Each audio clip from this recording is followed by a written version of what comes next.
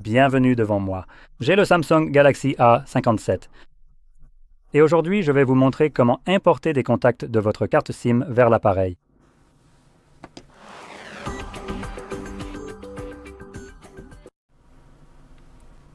Donc, pour commencer, vous devrez ouvrir votre application de contact. Nous en avons une juste ici. Celle-ci vient en fait de Samsung, mais il se peut que vous en ayez aussi une de Google, même si je ne pense pas l'avoir ici, en supposant que vous l'ayez téléchargée vous-même. Mais je vais utiliser celle de Samsung et je vous recommande généralement de faire de même, car celle-ci n'est pas aussi intrusive que celle de Google. Google veut vraiment vos données ou celles de vos amis sans qu'ils aient besoin de donner leur consentement pour partager ces données. Ce que je trouve généralement problématique.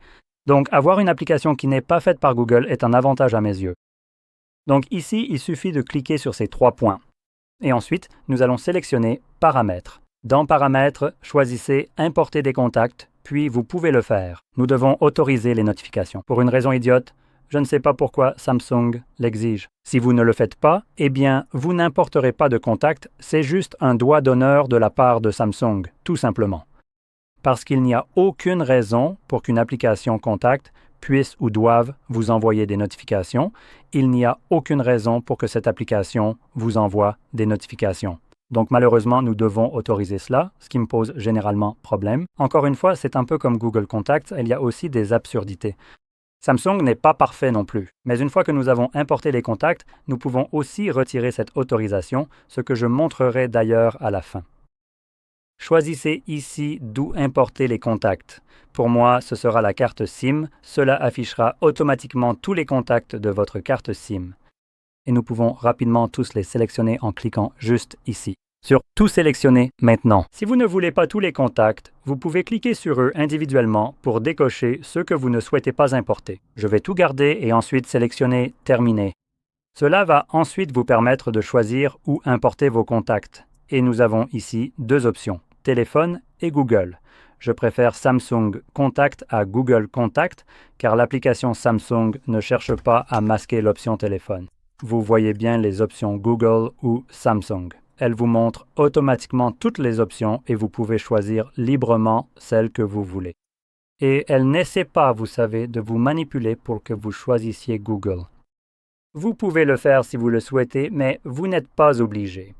Et on n'essaie pas non plus de vous piéger pour que vous le fassiez, ce qui est, à mon avis, le meilleur aspect. On ne vous force pas la main. Je recommanderais tout de même d'importer vos contacts sur le téléphone plutôt que sur un compte Google ou Samsung, car les contacts que vous importez ne sont pas forcément les vôtres. Vous ne les possédez pas vraiment.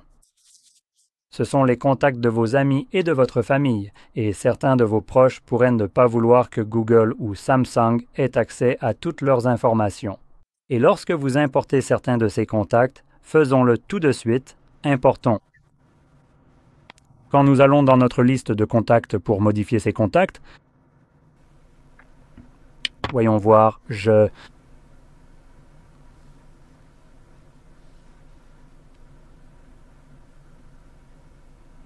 pense que ça doit être l'un de ceux-là. Vérifions, modifier.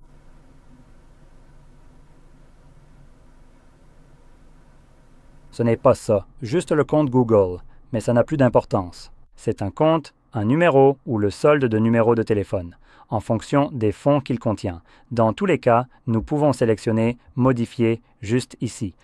Et peu importe l'option choisie, que ce soit Google, Samsung ou l'appareil, vous aurez toutes ces options. En important les contacts vers le cloud, Google ou Samsung, celle que vous aurez choisie les conservera. Toutes les informations que vous remplirez ici, ce que je fais personnellement, je remplis certaines de ces informations sur mes appareils. Donc des choses comme la photo de votre carte de profil, en gros des photos pour le profil et pour le contact normal.